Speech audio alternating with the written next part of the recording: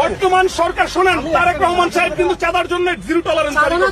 এটা চাঁদা, এটা চাঁদা। আপনার নাম কি? আপনার নাম অপু। আপনি এখন সীতাকুণ্ড থেকে এটা কি টাকা চাইতেছেন? কোন কাউন্টারের? এটা আপনাদের বাস কাউন্টার। বাস কাউন্টার থেকে আমি যেতেছি প্রাইভেটে।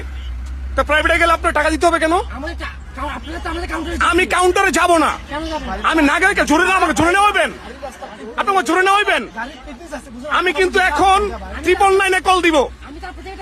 আপনি কেন ওর কাছে? এটা চাঁদা, এটা নিঃসন্দেহে চাঁদা, এটা নিঃসন্দেহে চাঁদা, এটা নিঃসন্দেহে চাঁদা। আমি এখন 999-এ কল দিব, আপনি টাকাটা নিয়ে যাবেন। দাঁড়ান, না না না, দাঁড়ান দাঁড়ান দাঁড়ান। আমি বলতেছি আমরা এখন ছাত্র মানুষ, প্রত্যেকটা ছাত্র এখানে আসছে। আপনি টাকাটা কেন নিবেন? বর্তমান সরকার শোনেন, তারেক রহমান সাহেব কিন্তু চাঁদার জন্য জিরো টলারেন্স। এটা চাঁদা, এটা চাঁদা। কাউন্টারে একটা কমিশন আছে, আমি এটা তো আমাদের হক। আমি তাহলে আমি কেউ থেকে চাওয়া আমাদের 100 টাকা চাচ্ছি, আমি ভাই হাত জোর থেকে 800 টাকা নিচ্ছি না তো ভাই। আমাদের সময় আপনার থেকে তো আপনি সরে দাঁড়ান, আপনি সরে দাঁড়ান। বর্তমান সরকার তারেক রহমান সাহেব চাঁদার জন্য জিরো টলারেন্স জারি করছে, আপনি জানেন? এটা নিঃসন্দেহে চাঁদা, এটা নিঃসন্দেহে চাঁদা। আমরা এখন অবস্থান করতেছি সীতাকুণ্ডে।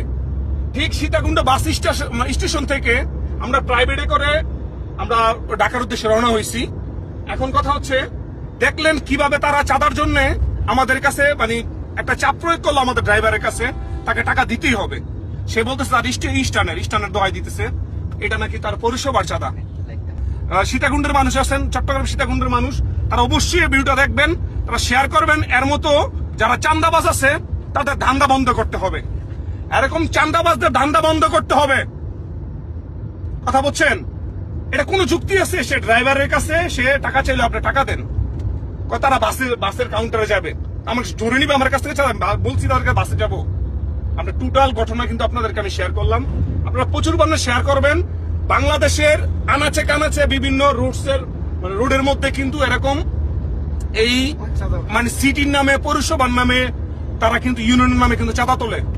এটা কতটুকু যুক্তিক বা এটা কতটুকু যুক্তিক আমি জানতে চাই, ভিডিওর মাধ্যমে আপনারা জানাবেন।